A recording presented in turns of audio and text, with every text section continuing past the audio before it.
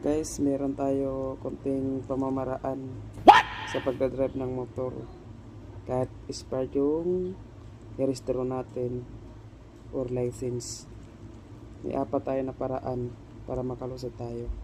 Iwas ita tulad ng checkpoint. 1. Pagsusuot ng normal. Kailangan guys, pag magbiyahe tayo iwas ita guys, kailangan nakasuot tayo ng sapatos, nakapantalon at naka-t-shirt, kasi bawal ang nakasando pag nag-checkpoint or short chinilas, kasi ayan yung dahilan para parahin kanila sa kalsada.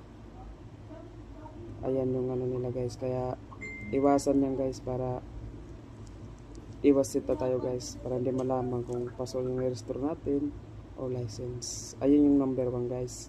Ito naman bola lang yan. Guys, yung number 2 naman guys, ay git-gitan. Iwasan mo guys yung makipag-git-gitan ka sa kapwa mo rider. Kailangan pag expired yung lisensya mo i-restro, kailangan palagi ka maluwag guys. Alam mo bakit guys?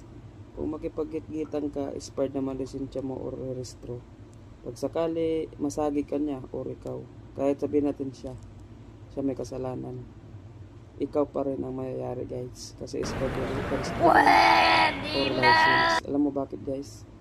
Pag sinabing i-register, paso yung i-register or license, wala tayo karapatan mag-drive sa kalsada talaga guys. At babangga tayo yan, tayo pa rin ang titikitan at i-impound pa rin yung sasakyan natin, kasi expired yung license natin sa motor. Paano natin kapaliwanag yan? Wala tayo karapatan kasi paso yung i-register natin.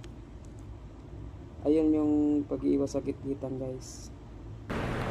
Guys, ito naman yung number 3 guys. Lusutan. Ibig sabihin ng lusutan guys, gali pumapasok ka sa trabaho mo araw-araw. Kung meron ka naman alam na ibang madaanan ng mga kalsada para iwas checkpoint na rin o masagi o masita ka ng mga MMD or ano, doon ka na sa shortcut mo guys. Tulad nito, dinaanan ko, shortcut ko guys. Ayan, araw-araw ko dinadaan Star Mall yung ako pumapasok. Dito lagi ko dinadaanan. Is for the restro ko guys, kaya yung itong dinaanan ko araw-araw, dito ko dumadaan para iwas yung checkpoint or huli or makasaga sa, para iwas tayo kasi lugar sa guys. Ayan yung pang-tatlo guys. Guys, ito yung pang-apat. Alam nyo na yun, pero kung gusto nyo guys, ito yung pang-apat guys. Alam ko na alam nyo na rin yun. Ano masabi? Tinatanong ko nga yun. Hindi nyo pa alam. Sige,